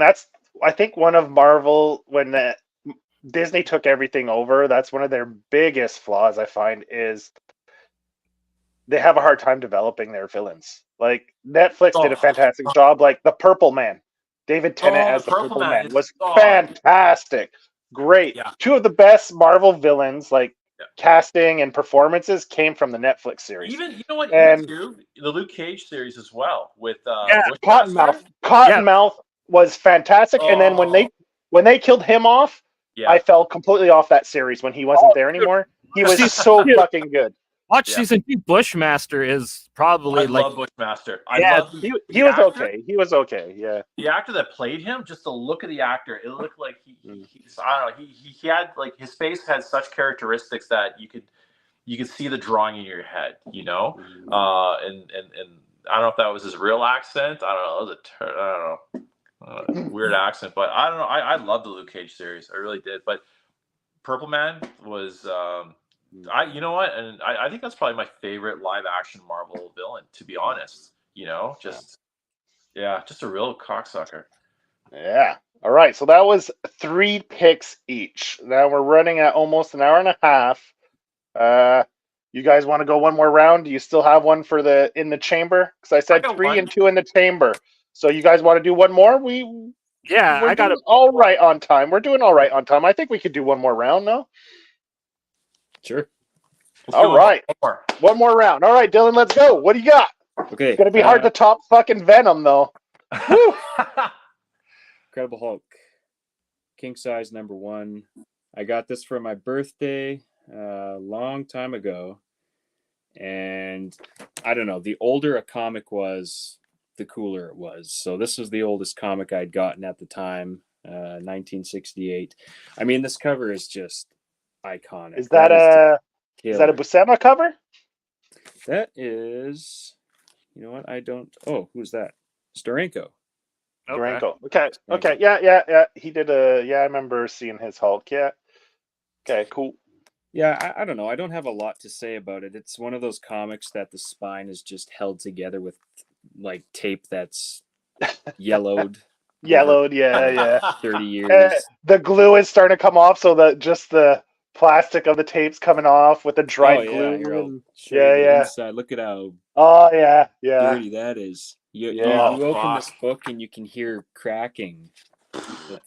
See, this is people are watching this that aren't true comic readers are cringing. But man, if you grew up reading comics as a kid, this is what it is. Yeah. You didn't buy a book, throw it in a fucking bag and board, and put it away in solitary confinement for the next 20 years, right? It's like you fucking shoebox if you're lucky. Yeah, exactly. Like fucking, shoebox under your bed. Yeah, that's how I started reading for the longest time. Yeah. Yeah. So, yeah, man, it's a new day now with comics, but yeah, back in the day, man, that's what, like, fuck, that's the way it went. When you're a kid and collecting a comic and the value was the furthest thing from your mind as a kid reading these comics. You just wanted to keep turning back to that fucking splash page that just blew your mind, and you just kept going back to it. And then you'd fucking open it up, break out a pad of sheet and paper, and just put it there and just try to mimic all the fucking lines, and and just get inspired by it. And Yeah. yeah, Oh, yeah. we It's we always that panel, abused one them. panel. Yeah, we wrote Yeah, our comic like mules, man, when we were kids. Yeah, this book has been through the dryer for sure. Literally, or just No, not literally, but pretty close. I left it in my pocket, and my mom didn't see it. Fucking Yeah. Yeah. It's just a cool comic, it's Yeah. like 64 pages, the Hulk Mhm. fighting the Inhumans. It's badass classic Hulk. That's Yeah. that's about all. Yeah, I liked Hulk when I was a kid. Like, hey, I had one Hulk one as well. So, yeah, man, Hulk usually gives some pretty good action sequences and panels, and yeah, smash, Hulk smash, man, Hulk smash. Yeah, gives some great action sequences in there. Mm-hmm. Not as good as your Venom, though, man. That No. one I think that was my favorite pick of the night so far. So I gotta say too. gonna Yeah, be- that's yeah. But it's not over yet. We got Johnny's up next. Is Johnny going to top that Venom pick? Let's go, Johnny. What do you got? This one, this is my vanity pick, man. This one makes me as proud as a puppy with two peckers. This is my Woo! Woo, holy shit. All first prints? Yeah, I believe so. I never opened them, man. Like I just got What? them. You never took them? Oh, I can't do that. They got certificates of authenticity. Dude, I got the trade paperback, dude. Like like I said, know. I still need to touch mine. Plus they're signed. You know how touchy I am about signed things, and not like even my Kickstarter friends, when they send me signed copies of their books being nice, like I'm like, man, I can't read it now. Oh man, the signed books I'm sending you, you're gonna be disappointed because I fucking manhandled those motherfuckers. You probably got. That's fine. They're your books that you gave me, man. Like I can't get mad at you about that, but like. Yeah, dude, I got you. I feel you. I spent quite a bit. in your balls. But yeah, they're all four of the Caliber issues, and then all three of the Tundra double issues, because like they didn't finish it in the Caliber run, and actually like You told me you're breaking it out, so I pulled an Adriean, and this was from this comic shop I buy a lot of stuff from. They get a lot of books, the Comic Hunter in PEI. So just DM that dude, man. He gets tons of books, and this is a mid-grade. This is a 5.0 mid-grade. I got it for like right around $100.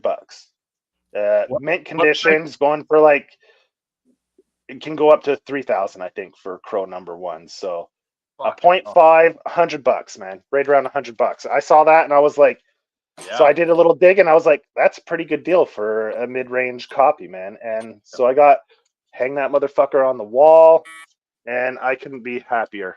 Nice. Yeah. So Johnny said he was going to be talking about the Crow, so I was like, nice. That would have been one of my picks too, but it's off the board now. Great. I mean, I know it's trendy, but it was a very important comic to me as a teen. Yeah. I actually a preteen. I was like in junior high when this came out, and like I was all about it, man. Even though I'd never read it yet, like I was all about it. I read it until Bantam Books finally put out the graphic novel of it, man, which is the way to read it in my opinion, because like even if you read the Tundra ones, there's so much that's left out because he wrote like a bunch wrote and drew a bunch of stuff for the graphic novel version, which really fills it out. So like but I would say, like, if you could get your hands on these, they're definitely worth having. Like the covers are just so beautiful on them, man.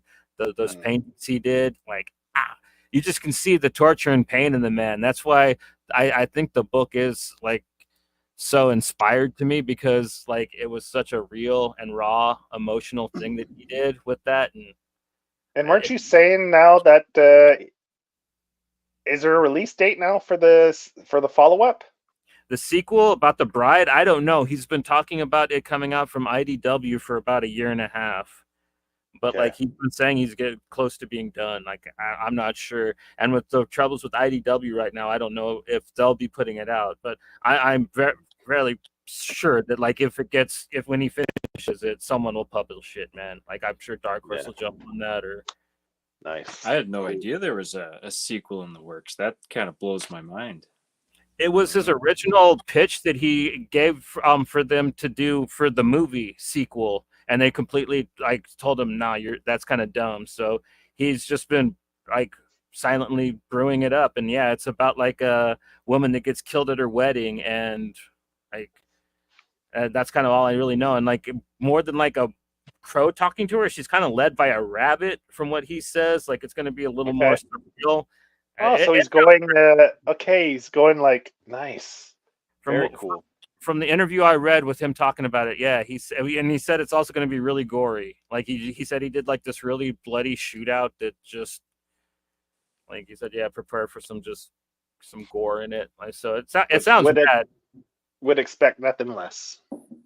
So I can't wait. Like I absolutely love everything that he's done. Like the little of it there is, but what he has done, man, like it's real, man. He's a real one. Yeah. Like when he doesn't have too much to say, but when he says it, man, it's pretty powerful in my opinion. I didn't read The Crow front to back until I think just last year, and it's become just one of the best things I've ever read, and I need to get my hands on issue 1 at some point, the first issue. And if there's one guy, if I had to pick one artist in the whole world to do a cover for Metalhead Samurai, I think it would be James O'Barr. You might be able to get him. Like he was doing covers for the My Chemical Romance guys comics. He did like one of my favorite Doom Patrol covers ever. He did a cover for Philadelphia as well recently. Well, recently, wow. like last year or the year before, like during the pandemic. So he's been doing like cover work. So I don't know what his rates are. That's a whole other topic. But I was doing some research on some guys, potentially, like Hail Marys and James O'Barr. I couldn't figure out how to get in contact with that dude. He's probably got an agent. Yeah. Yeah. There's always a way, right? I mean, sure you can find someone. Mm-hmm. Either way, that would be sick. Metalhead Samurai by James O'Barr. I'd that get would it. be pretty cool. I'd buy that for $1. Or more. Yeah. All right. So that's close, Johnny. That's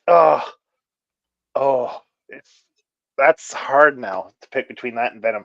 The only reason why I might say Venom gets an edge is because I actually read that as a kid when it came out off the newsstand.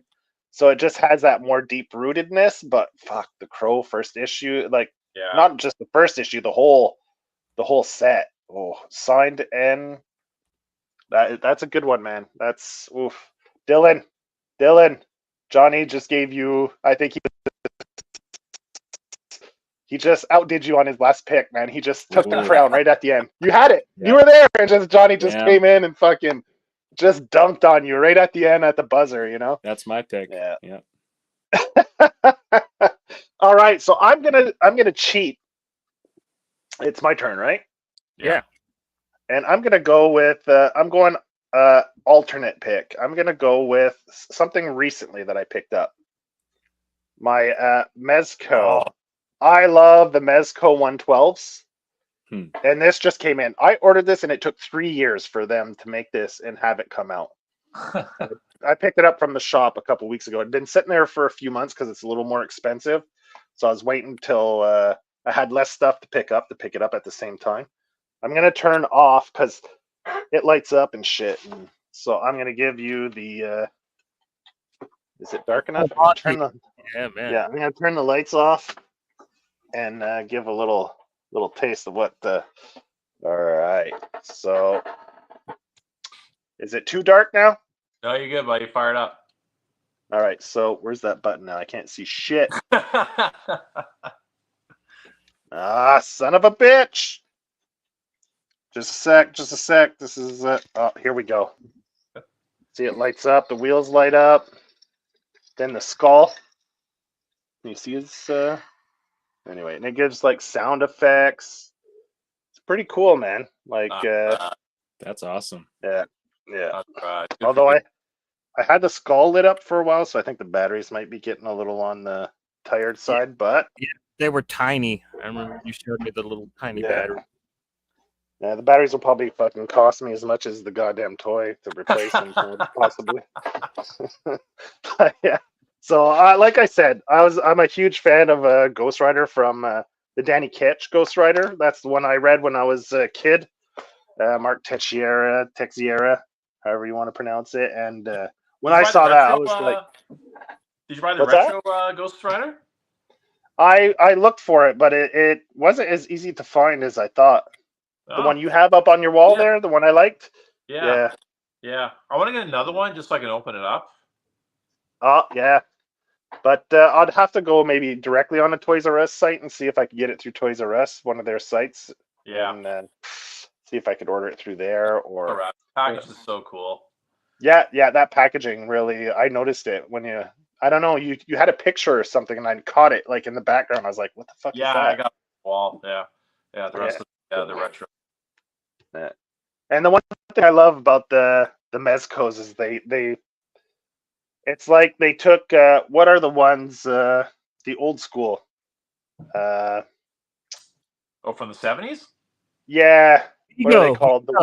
Migos. Like, yeah, they took Migos and just took it to another level, right? Because they have like the leather jacket, like here, and what I love is often what they'll do is like the jacket, they put they put wiring in it so you could pose. If there's capes, they put wiring into it, like see the chain, they put a wire so you could pose the chain in different, What's also good is the clothes actually fit the character. See, the old Migo figures, the clothes were always like really ridiculously big and didn't really fit the figure, whereas like that actually looks like a jacket that the figure's wearing. But it's with the zipper, like the actual, I think the zipper might actually work on it too and everything. They're pretty good. Like, they're expensive, but not like what is it? Hot Toys, I think. Oh, those are like you're looking at $1,000 for a toy, right? This is kind of the upper end of the lower end, right? Like, it's not as cheap as McFarlane's, but like they range. This one's a little more expensive because you have the bike, it lights up, but usually a Mezco goes for like $100 a pop, roughly. That's all right. Yeah, about that. Yeah, but you get like 3 sets, 5 sets of hands, 2 or 3 sets of head, and they have the stand with the arms, so you could pose them in the air in like an action pose. So I have quite a few Mezcos now. I have Wolverine, Blade, Ghost Rider, Gambit, Magneto, Logan, John Constantine. Constantine. I have Ash. Which other ones? I think that pretty much. Crow? You got the Crow? Yeah, I have the Crow. Actually, yeah, I could. Anyway, I'll probably do one every Precious episode we do. I'll probably break out one of my Mezcos and put that in the chamber if ever we have time, and show off a few of those toys every now and then. But I want to bring a toy now too. Fuck, it's nowhere near me. So next time. No. Next time, yeah. Hey, we'll be doing these episodes hopefully like close to once a month if we can. Yeah, we'll do it again, and then we finish off with a toy, right? Or whatever you want. Like, I was even thinking like if you have like, but we'll keep those for the music episodes. We haven't done a music episode in a while, and I'd like to do another show and tell because Dylan has a shitload of vinyls now that look pretty fucking sick. So we're gonna have to do a show and tell of vinyl music. Bring back the music episode. It's been a long time. So okay. I'm down for that. Yeah. All right, Adrian. Well, you're closing it out, man. What are you going with? Well, I mean, it's kind of tough to finish this off after everyone pulls out their dicks, right? So I don't know, like, so this is for me. It's my precious. So I love Spider-Woman. I just do. I always find like she has like, to me, like the best costume design. I don't know what it is. So I got Marvel Spotlight number 32. Which is the first appearance of Spider-Woman, and I just nice. I just love her opening, just kind of flying through the air like that. And also too, check out this fucking $1 Million Man. Hey? Is that for the toy? Yeah, Yeah, yeah. the one that you look through, like from It's no. This is has like the it's okay. an inflatable dome, so it's a play Oh, set. okay. Yeah, and it's also the 13-inch action figure. So yeah. Anyway, so this was one of the books that I just had to have at some point, and I just like I remember I was on eBay and fuck man, I had like I don't know, I was watching about 4 or 5 auctions and just this just waiting for the right moment, and I'm getting this one for a song and yeah, there's just something about having a first appearance of of a character that you really love. You know what I mean? And again, too, like she's not a super popular character, but enough to have she's had a few series runs, and I just hopped on the new series that started up a couple weeks ago, and I love it. I don't know what it is. I'm still waiting for like a proper cinematic version of her. And I have a feeling. Madam Web, man. How do you feel about that? What's that? How do you feel about Madam Web? Well, it's not Jessica Drew, right? That's was it Julie Carpenter? She was the other Spider-Woman. So I don't. You know what, Madam Web? I don't know. I think it looks dope, man. Right? It looks. Listen, I gotta tell you, I'm not. I'm less dismissive about movies now because I gotta tell you, man, fuck, I love watching Mobius. Yeah. Morbius, right? So Hey, we just talked. Who do we talk to about that?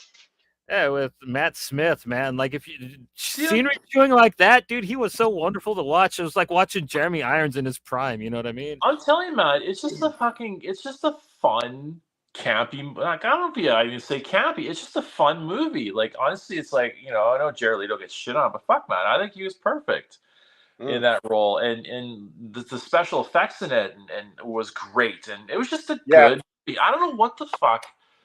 I thought it was. I'm with you. I'm right with you there. I just watched it. A couple weeks ago. I was like, so I put it on as background because I'd already seen it, right? And and stopping a few times and watching a few snes, and the subway scene when he's kind of like floating in front of the train, and yeah, man, it's funny. It's like, where does hate come from for certain movies? I just don't. I don't get it. I think we were talking with Pat and Andy about that. Yeah, I think that's when it came up. And like I said, I think it stems from all the like big time MCU Marvel fanboys, right? And I think they're bitter that Sony won't relinquish all the Spider-Man rights. So like Venom, Morbius, like they want to hold on to that, and especially Spider-Man, right? So I think they just hate it because it isn't Marvel Disney that made it, right? I never thought anybody would make a Spider-Man slasher movie, like complete with Spider Women, final girls in it, man. Like I just saw that trailer and I'm like, Disney would never make that. And like it looks dumb, but looks I used to at the same time. But I used to kind of fall into that category too, where I hated the fact that Sony owned Spider-Man and then Fox owned X-Men. But as we get deeper and deeper into the Disney years, it was a good thing. I'm glad that Sony is holding on to that.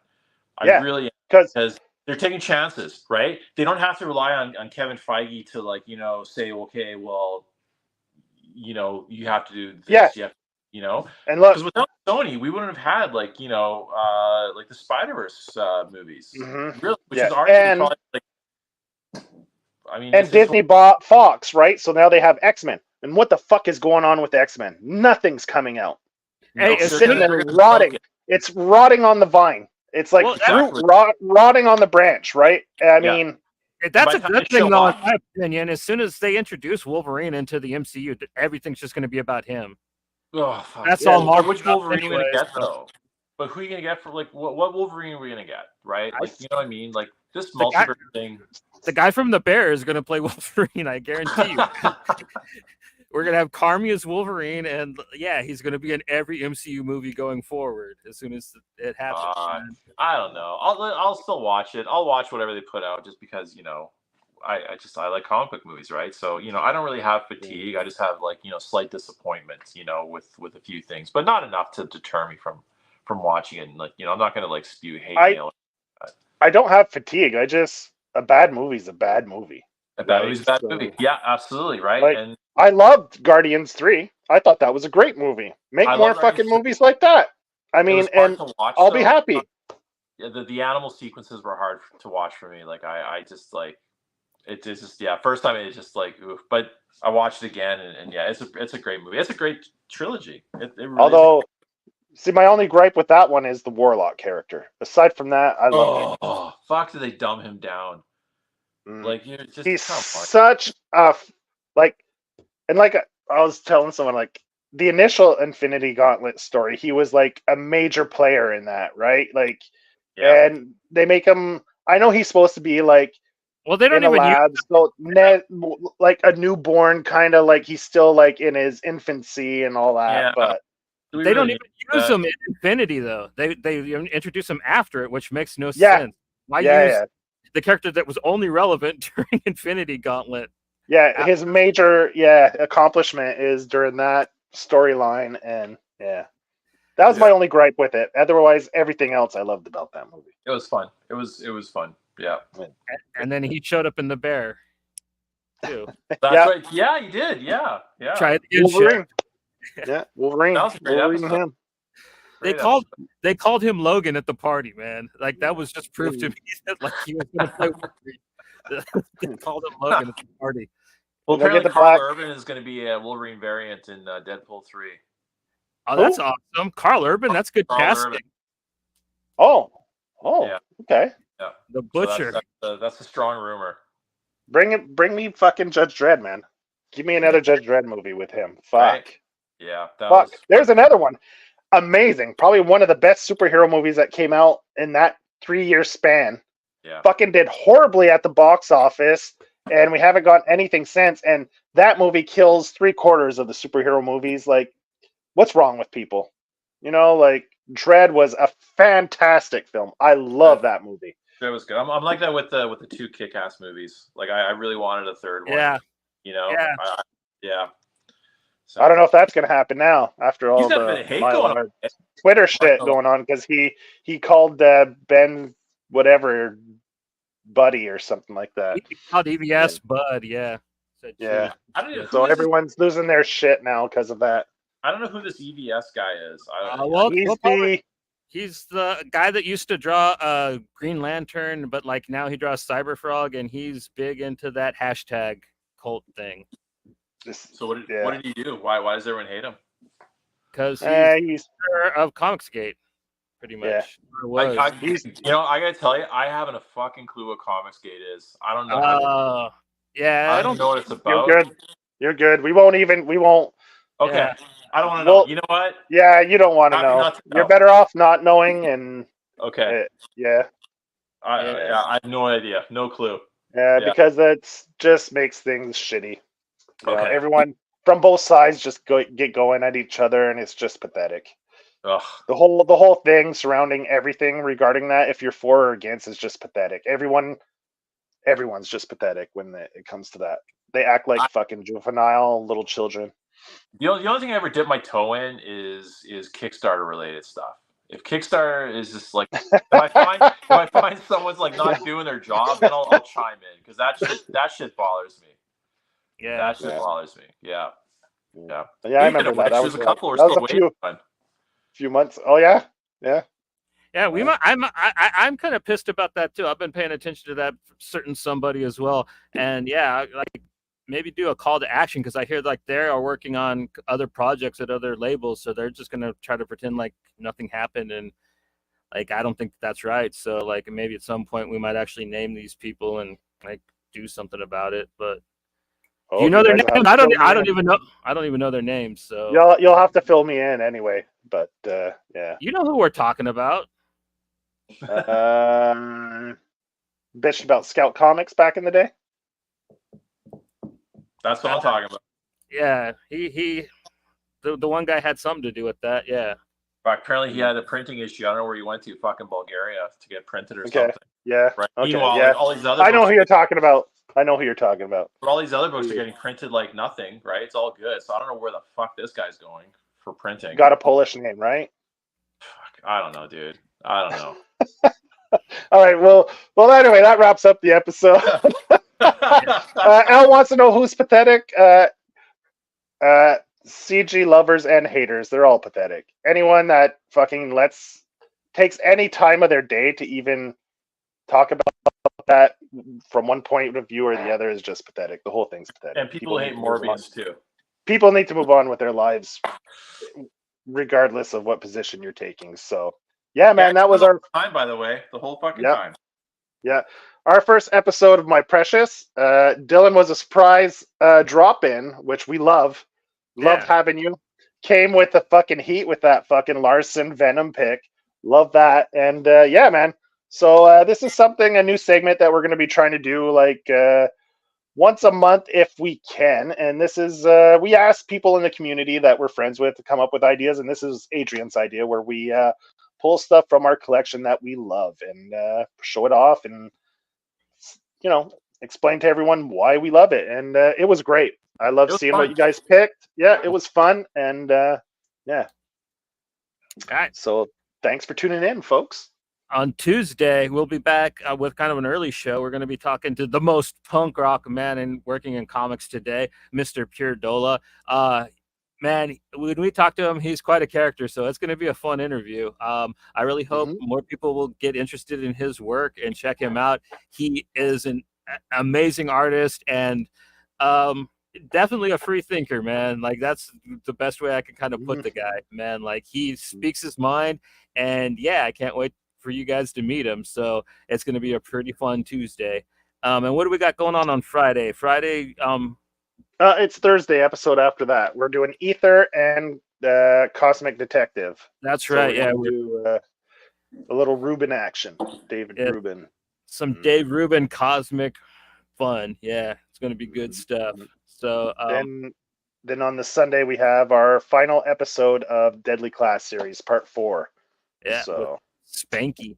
With Spanky. Hell yeah. Spanky. Yeah, man. So hopefully we'll see you guys Tuesday afternoon. Take it easy, y'all.